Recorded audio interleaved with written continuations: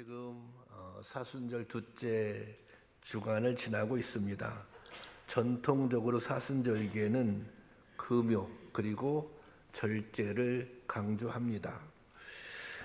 금욕과 절제는 욕망과 욕구를 다스리고 제어하는 것, 그것을 금욕, 절제 그렇게 부릅니다.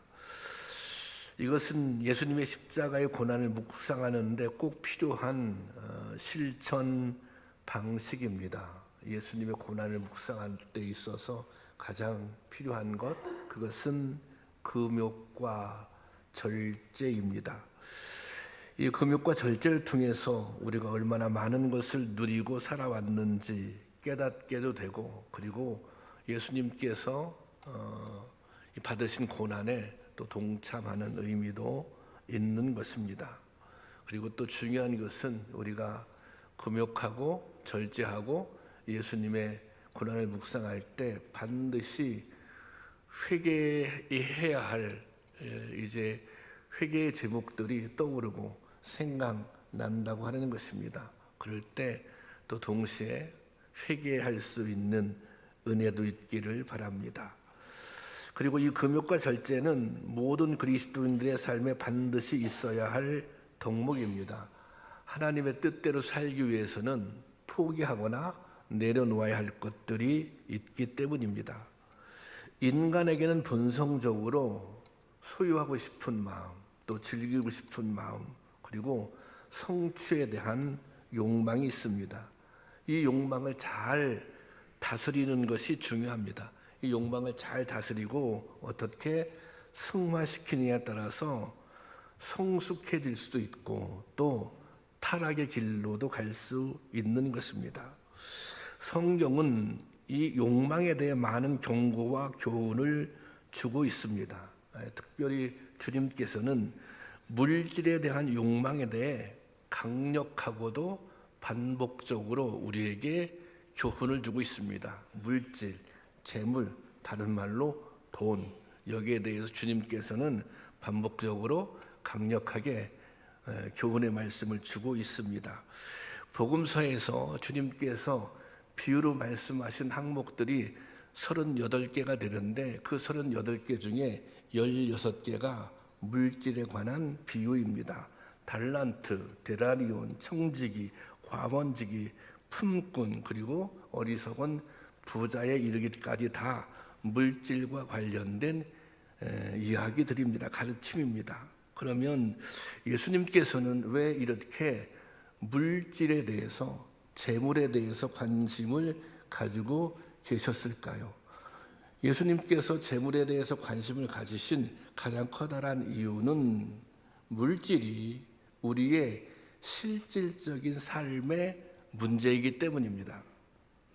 우리가 돈이 없으면 살 수가 없잖아요.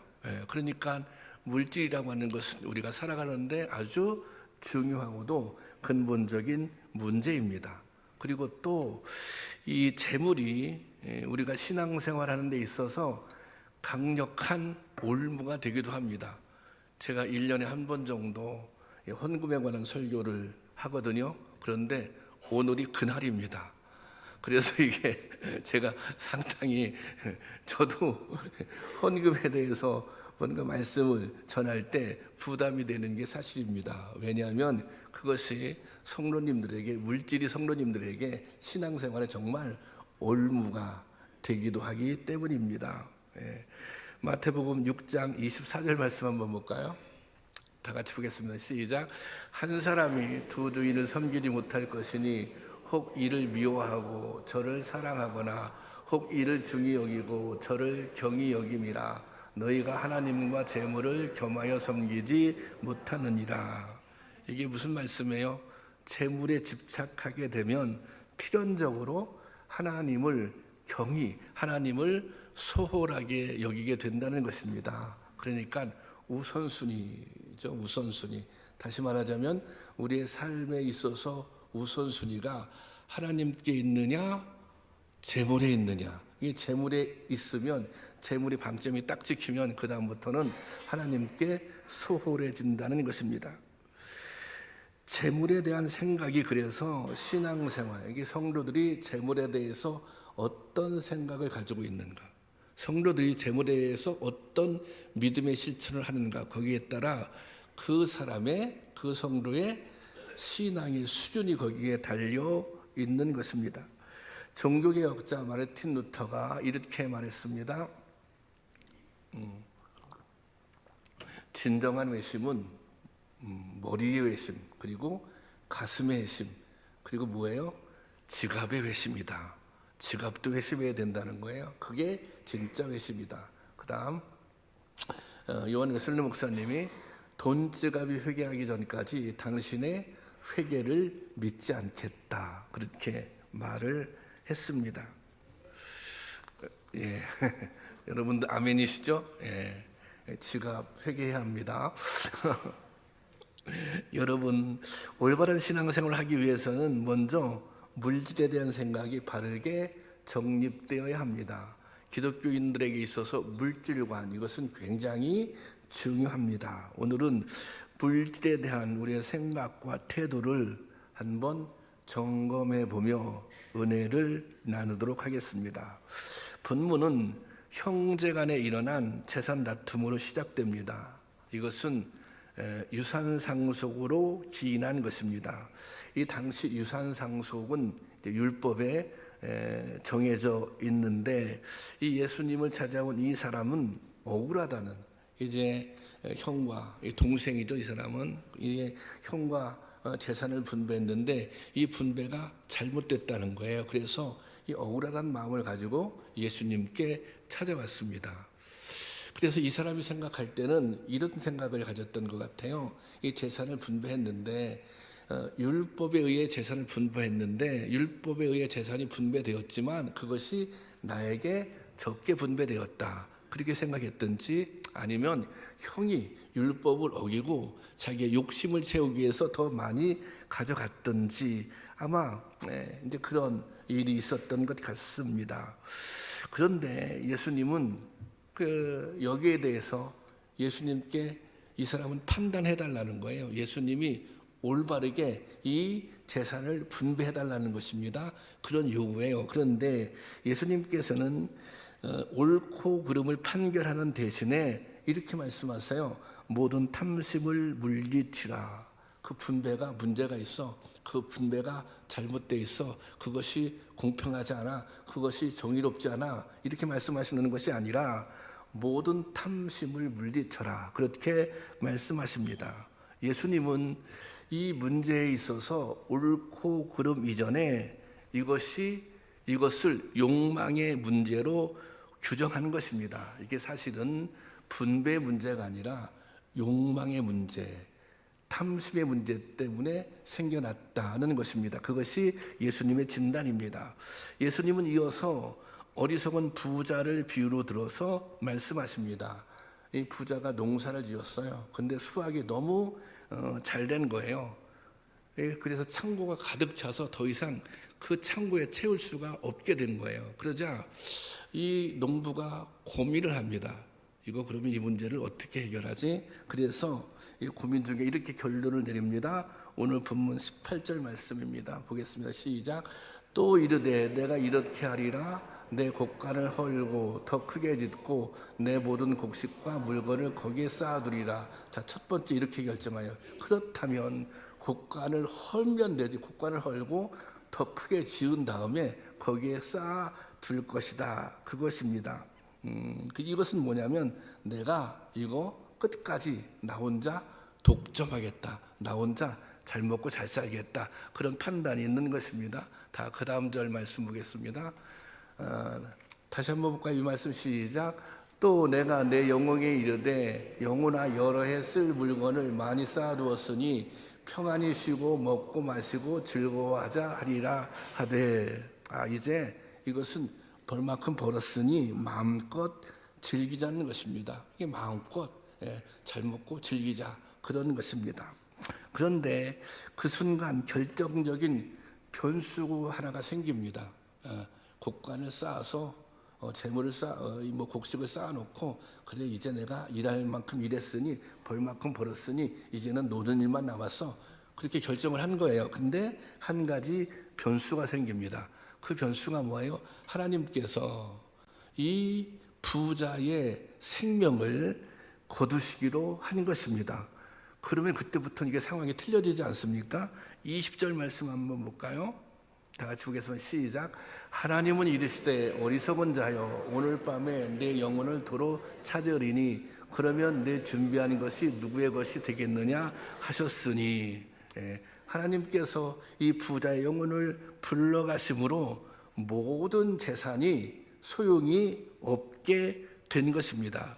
결국 이렇게 되면 자신이 모아놓은 재산은 다른 사람의 소유가 될 것입니다. 부자가 계획한 거 아무것도 이룰 수 없는 거예요. 여기서 부자가 잘못 생각한 것이 있습니다. 그것이 뭐냐면 생명에 관한 문제입니다. 생명. 부자가 곳간을 넓게 지을 수도 있어요. 새로 부자가 마음껏 놀고 먹을 수도 있어요. 그건 부자의 마음이에요. 그런데 부자 그 자신의 생명은 자신의 마음대로 할 수 없다는 것입니다. 자신의 생명은 자신의 마음대로 할 수 없어요. 왜 그래요? 생명의 주관자는 하나님이기 때문인 것입니다. 이 부자가 간과하고 있는 것, 내 생명의 주관자가 하나님이라고 하는 사실을 간과하고 있는 것입니다. 자신의 생명은 자신이 어떻게 할 수 없는 것입니다.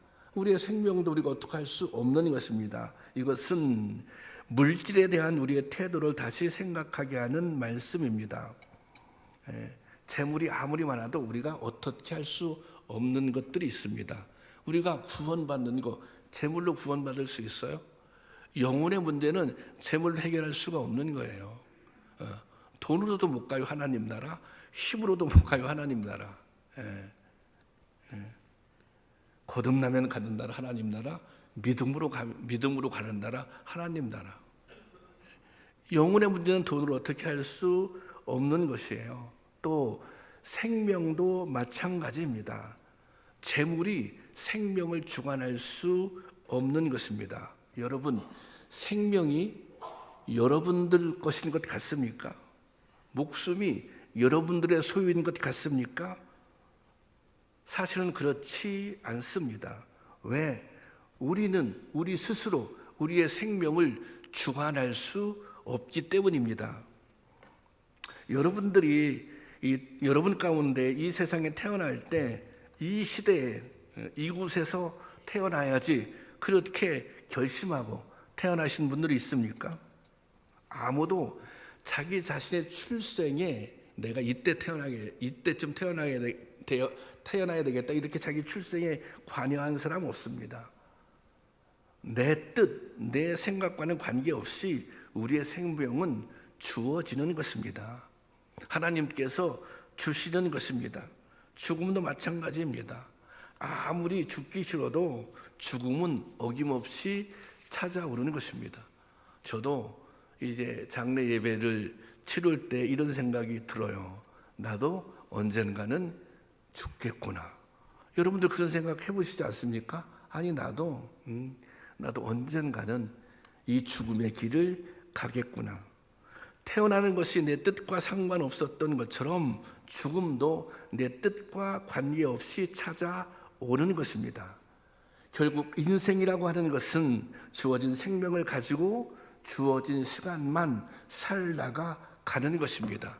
그래서 이게 유한한 것이고 그래서 나그네 인생이라고 말하지 않습니까? 그러니 우리의 생명도 내 것이 아닙니다. 우리의 존재가 주어지는 것이라면, 그리고 우리의 생명이 주인이 내가 아니라면 내가 가지고 있는 재물도, 여러분들이 가지고 있는 재물도 결국은 내 것이 아닙니다. 왜 그렇습니까? 죽음이 오면 다 두고 가는 것들입니다. 내 생명이 끝나는 순간에 내가 가지고 있는 모든 소유도 끝나게 되어 있는 것입니다. 오늘 본문의 말씀처럼 내가 세상을 떠나면 재물의 소유자도 바뀌게 되어 있습니다. 재물은 내가 사는 동안만 소유하고 관리할 수 있는 것이지 영원히 내 것이 될 수 없는 것입니다. 그런데 사람들은 이 재물에 막 목숨을 걸고 살아갑니다. 사실은 영원히 내가 소유할 수 없는데, 물론 생존을 위해서 열심히 일하고 돈을 버는 것은 마땅한 것입니다. 그러나 그것이 전부인 것처럼 사는 것은 어리석다고 하는 것입니다. 어리석은 부자의 비유는 물질에 대한 욕심이 얼마나 어리석은지 가르쳐 줍니다. 세상에는 이렇게 이 어리석은 부자처럼 살아가는 사람들이 많이 있습니다. 욕심 때문에 사랑하지 못하고, 욕심 때문에 하나님 앞에 드리지 못하고, 욕심 때문에 죄를 짓습니다. 여러분, 재물은 결코 우리의 영혼을 건지지 못합니다.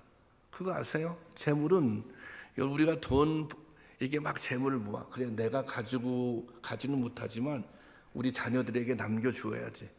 아니, 재물이 여러분의 자녀를 구원하십니까?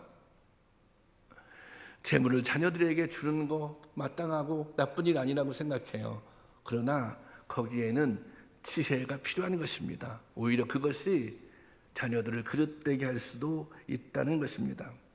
재물은 결코 우리의 생명을 어떻게 할 수 없습니다. 생명에 대한 주권은 하나님께 있기 때문입니다. 부자는 물질에 대한 소유권만 생각하느라 자신의 삶과 생명에 대한 소유권이 하나님께 있음을 잊어버렸습니다. 이게 부자의 어리석음이에요. 물질만 생각하다 보니 정말 중요한 것을 잃어버렸어요. 내 생명의 소유권이 하나님께 있다. 내가 아무리 모은들, 내가 아무리 모아서 즐기려고 한 듯 하나님께서 생명을 걷어가시면 그뿐인데, 너무 물질에 집착한 나머지 내 삶의 소유권이 하나님에 있구나, 사실은 내 삶의 주권이 주님께 있구나, 이것을 잊었다는 것입니다. 물질에 대한 탐욕은 단지 어리석은 실수만이 아니라 하나님의 주권을 인정하지 않는 죄인 것입니다. 재물이란 단어는 헬라어로 맘몬으로 표기되는데, 이 단어는 원래 우상을 뜻하는 단어입니다. 재물은 헬라어로 맘몬, 근데 그것은 우상을 뜻하는 거예요. 그래서 우리가 맘모니즘 그러잖아요. 이 맘모니즘은 물질을 인생의 목적으로 삼는 것을 뜻합니다. 이 재물이 인생의 목적이 되기 시작할 때 이미 우상 숭배에 빠지기 시작한 것입니다. 우리가 교회 와서 예배를 드려요. 하나님 섬기는 것이죠. 그런데 우리가 우리의 삶에 있어서 우선순위가 있는데, 우선순위가 하나님보다 뭐가 먼저예요? 재물이 먼저예요. 내 삶의 주인이 하나님이 아니라 재물이에요. 그러면 그것은 이미 우리가 하나님을 믿는다고 말하지만 우상 숭배에 빠져가고 있는 것입니다. 오늘 교회의 문제, 오늘 성도들의 문제, 그래서 우리가 물신주의 얘기하잖아요. 이미 우리 가운데 우상 숭배의 모습을 가지고 있는 것입니다. 그래서 이 탐심을 경계해야 하는 것입니다. 물질이 필요한 것은 맞아요. 돈이 필요한 것은 맞아요. 그런데 돈이 목적이 되어서는 안 된다는 것입니다. 돈은 엄청난 힘으로 우리의 생각을 장악하고 우리의 삶을 지배하려 듭니다. 그래서 돈이면 다 된다, 그런 말 하잖아요. 그래서 우리가 이 탐심을 물리쳐야, 이 욕망을 통제할 수 있어야 성도답게 살아갈 수 있는 것입니다. 욕망을 다 거세해라, 탐욕을 완전히 품지 마라, 이것이 아니에요. 아니, 근본적으로 우리에게 욕심이 있어요. 탐욕이 있을 수 있어요. 중요한 것은 뭐예요? 그것을 통제할 수 있는 능력이 우리 가운데 있느냐라고 하는 것입니다. 여러분, 욕심 때문에 하나님을 경히 여기는 어리석음을 범하지 않을 수 있기를 바랍니다.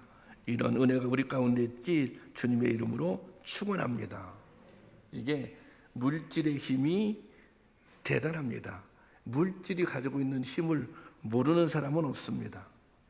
저도 절감하고 돈의 힘이 크다, 그것을 절감하며 살아갑니다. 저도 목회를 하면서 이 물질 때문에 흔들려 본 적이 있습니다. 그래서 이 성도에게 있어서 물질에 대해서 바른 생각 그리고 바른 실천이 중요한 것입니다. 예수님께서는 오늘 본문에서 이 물질에 대한 태도를 기준으로 해서 하나님께 부요한 사람이 있고 또 하나님께 부요하지 못한 사람이 있다 그렇게 말씀하십니다. 자, 하나님께 부요한 사람이 있어요.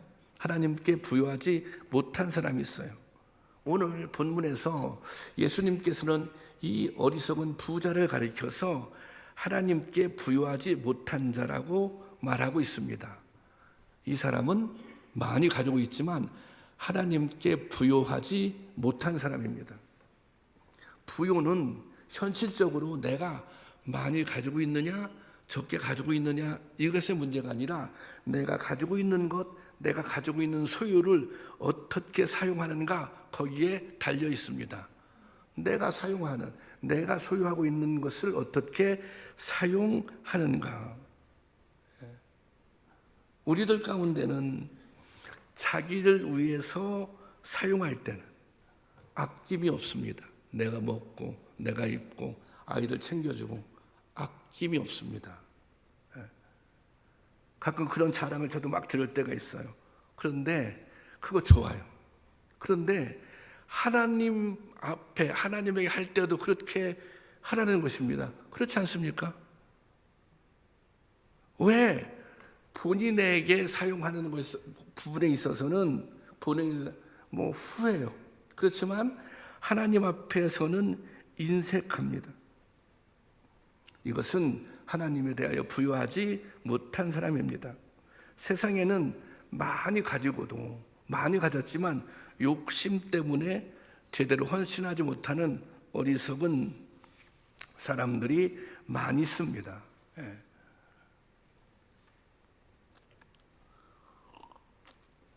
여러분 한번 스스로 생각해 보세요. 나는 나한테는 부유하지만 하나님한테 인색하지는 않았는가? 반면에 자신이 먹고 입고 쓰는 데는 인색하지만 하나님의 일을 위해서는 아낌없이 드리는 성도들이 있습니다. 이들은 하나님께 대해서 부유한 사람들입니다. 여러분들은 하나님께 대해서 부유한 사람들입니까? 아니면 부유하지 못한 성도님이십니까? 성경은 이처럼 하나님의 일을 위해 물질을 사용하는 것을 곧 하나님께 구워드리는 것이라고 말씀합니다. 잠언 19장 17절 말씀입니다. 다 같이 보겠습니다. 시작. 가난한 자를 불쌍히 여기는 것은 여호와께 구워드리는 것이니 그의 선행을 그에게 갚아주시리라.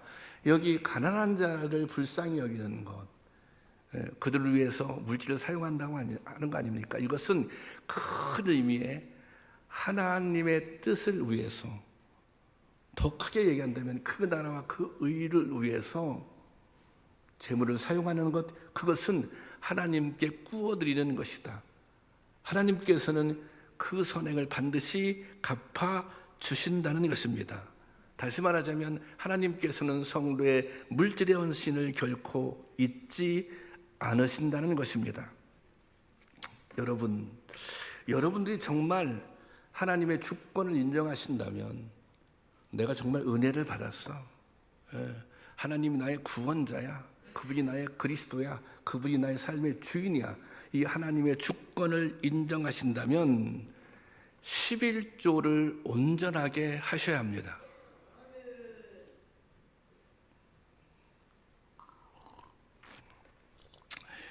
창세기 14장에 처음 11조의 기록이 있습니다. 그 배경은 믿음의 조상인 아브라함이 어느 날 이 조카 롯이 이방 적들에게 잡혀갑니다. 그 소식을 듣고 아브라함이 이제 이 전쟁을 준비합니다. 구출하기 위해서 전쟁을 합니다. 그런데 상대방은 적군이 많아요.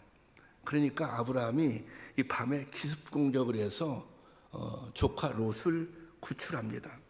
그 이제 전쟁에 승리했으니 얼마나 이제 자신감이 있는 거죠. 자기 스스로 자랑스러운 거죠. 이 돌아오는 여정에 하나님의 제사장인 멜기세덱을 만납니다. 이 제사장이 전쟁에서 승리하고 돌아오는 아브라함을 축복합니다. 축복하면서 메시지 하나를 딱 전해줍니다. 그 메시지 내용이 창세기 14장 20절 말씀입니다. 다 함께 보겠습니다. 시작. 너희 대적을 내 손에 붙이신 지극히 높으신 하나님을 찬송할지로다 하매 아브라함이 그 얻은 것에서 10분의 1을 멜기세덱에게 주었더라. 자, 지금 이 아브라함은 전쟁에서 승리했으니, 그것도 내가 이길 수 없는 나보다 강한 이 적과 싸워서 이겼으니 자존감이 높았을 것입니다.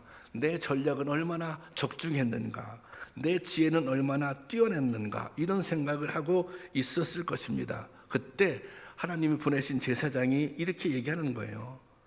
내 대적을 내 손에 붙여 너로 승리하게 하신 하나님을 찬송하라는 것입니다. 이 말씀을 들었을 때 아마도 아브라함은 정신이 번쩍 났을 거예요. 아브라함은 이렇게 생각했어요. 이 전쟁 내가 잘나서 이긴 전쟁이야. 내 지혜로 이긴 전쟁이야. 내 능력으로 승리한 거야. 그렇게 생각했는데, 그래서 이긴 것이 아니라 하나님이 도와주셔서 이겼구나. 하나님이 함께 해주셔서 이겼구나. 전쟁에서 승리한 것이 하나님의 은혜라고 하는 것을 깨닫게 된 것입니다. 여러분, 하나님께서 어떤 형태로 여러분들에게 은혜를 베풀고 계시다고 생각하십니까? 정말 여러분들은 오늘 여기 오기까지 여러분들이 다 잘나서, 여러분들이 다 뛰어나서 이 자리까지 오셨다고 생각하십니까?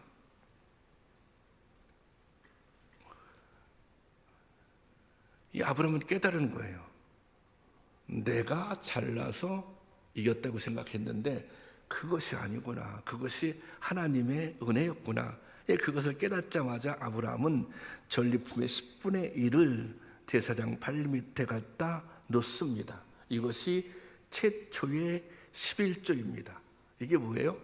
하나님의 은혜를 깨닫고, 그리고 내 삶이 하나님의 주권 아래 있구나, 그것을 깨닫고 10분의 1을 하나님께 드린 것입니다. 그러니까 헌금이라고 하는 것은 사실은 11조를 포함해서 하나님의 은혜를 아는 사람만이 할 수 있는 것입니다. 하나님을 은혜를 깨달은 사람만이 할 수 있는 거예요. 여러분들이 그렇게 얘기해요. 은혜를 얘기해요. 목사님, 제가 은혜 받았습니다. 제가 지난 시간 돌아볼 때 하나님께서 정말 저에게 은혜를 베풀어 주셨습니다. 그렇게 고백해요. 근데 11조를 못해. 근데 감사를 못해. 물질도 하나님 앞에 드지를 못해. 그러면 그것은 위선입니다. 그것은 거짓입니다. 정말 은혜를 받았다면, 정말 주님께서 내 삶의 주권자가 되신다면 하나님께 드려야 하는 것입니다. 사실 11조 같은 경우는 타협의 여지가 없는 것입니다. 적당히 이 정도 하면 되겠지, 이것은 하나님 앞에 통하는 것은 아닙니다. 하나님의 은혜라고 하는 찬양이 있습니다. 나를 지으신 이가 하나님, 나를 부르신 이가 하나님, 나를 보내신 이도 하나님, 나의 나된 것은 다 하나님 은혜라. 나의 달려갈 길 당하도록, 나의 마지막 호흡 다하도록 나로 그 십자가 품게 하시니 나의 나된 것은 하나님의 은혜라. 그래서 그 하나님의 은혜가 한량없다는 거 아니에요. 그 하나님의 은혜가 갚을 길이 없다는 거예요. 여러분, 이런 고백이 여러분 가운데 있습니까? 우리가 이 사순절기를 지나면서 정말 주님께서 나를 위해 돌아가셨다고 하는 고백이 우리 가운데 있다면 당연히 이 한량없는 하나님의 은혜를 깨닫고 고백해야 되는 것입니다.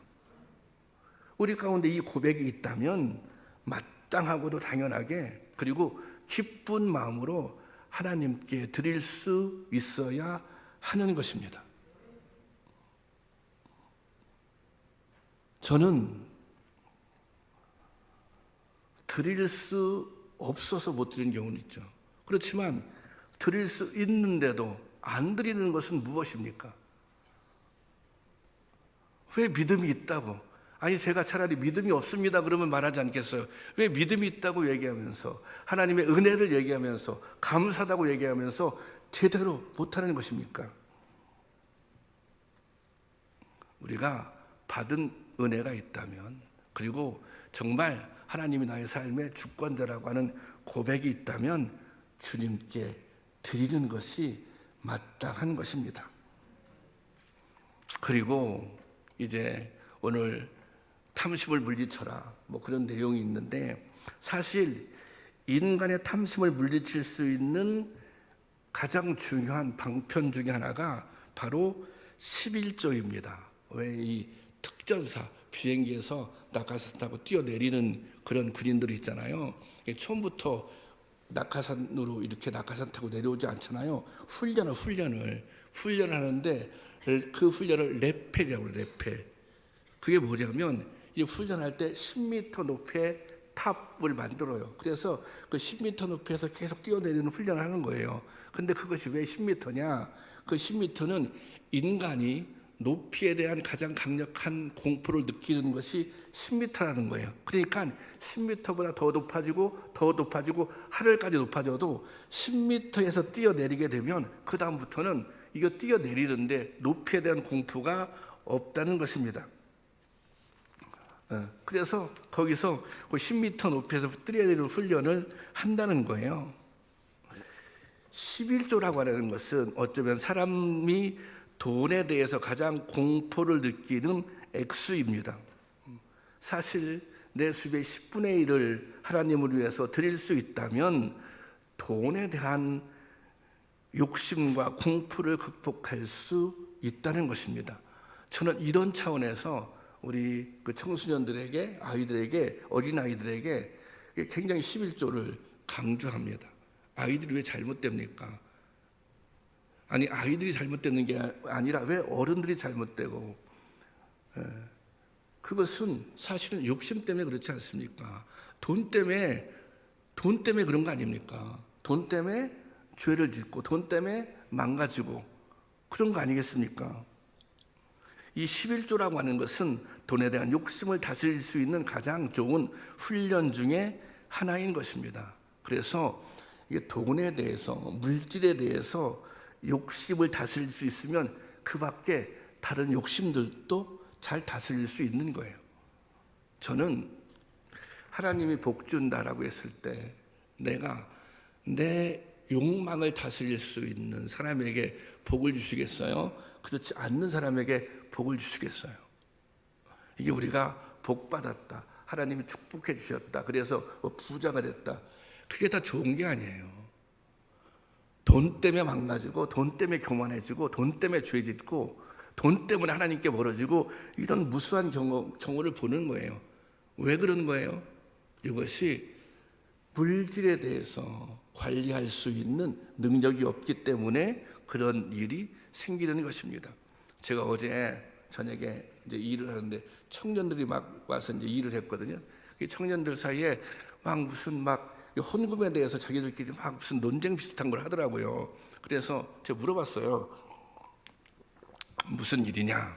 얘들이 이제 직장 생활하는데 11조를 해야 돼요. 11조를 하는데 어디까지 11조를 해야 되는가? 왜냐하면 저는 이제 이런 게 있다며요. 이제 월급을 받으면 그 월급에 세금을 제하고 준다는 거 아닙니까? 그러니까 요 세금까지 포함해서 11조를 해야 되는가? 세금을 제하고 11조를 해야 되는가? 그걸 가지고 아이들이 막 서로, 그러니까 이 아들은 기본적으로 11조를 한다는 거 아닙니까? 그러니까 하나이가 그렇게 얘기하더라고요. 나는 일단 세금은 제하고 11조를 한다. 그러면 세금을 제하면 그 나중에 거기 이제 그 부분에 대해서 뭐 이게 세금 이 차액이 생긴다는 거예요. 뭐 그런 게 있다네. 그러면 그거는 따로 거기에 대해서 자기는 헌금을 한다는 거예요. 그래서 제가 야 너희들은 참 기특하다. 너희들은 참 잘하고 있다. 그런 생각. 그게 청년들 다 어렵죠. 그런데 그 어렵죠. 근데 거기서 그런 이 믿음을 가지고 그들이 그렇게 살고 있는 것입니다. 여러분, 11조는 꼭 하셔야 됩니다. 11조는. 어차피 제가 1년에 한 번 하는 거, 한 번 할 때 분명하게 말씀드려야지. 예. 이건 타협할 수 없는 거예요. 꼭 하셔요. 꼭 하셔야 돼요. 이것은 성도의 기본입니다. 그러니까 하셔야 됩니다. 헌금 얘기가 나왔으니 우리 교회는 우리 교회에만 있는 헌금이 있습니다.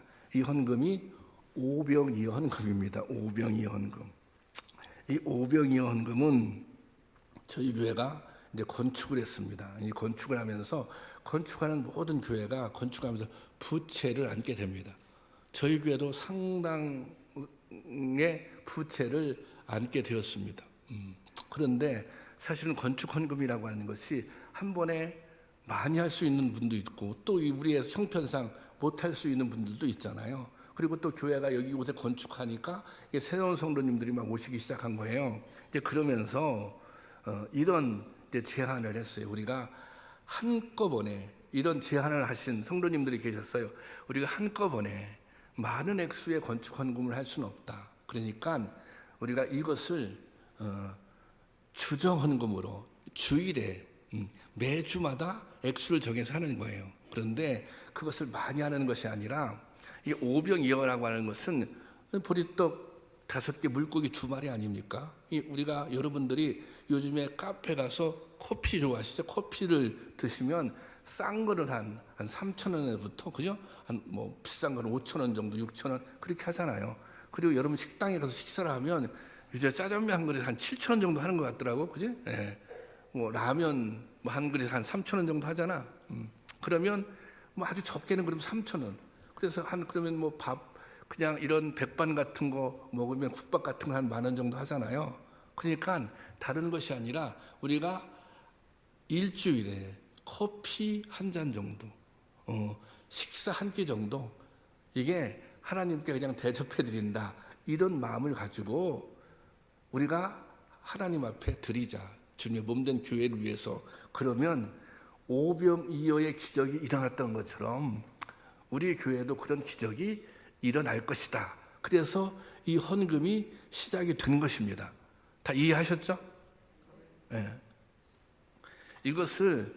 제가 이것을 별로 강조를 안 하다 보니까 이해를 안 하시는 분, 내용을 몰라서 못 하시는 분도 있고 그런데 이게 오병이어 헌금의 내용입니다.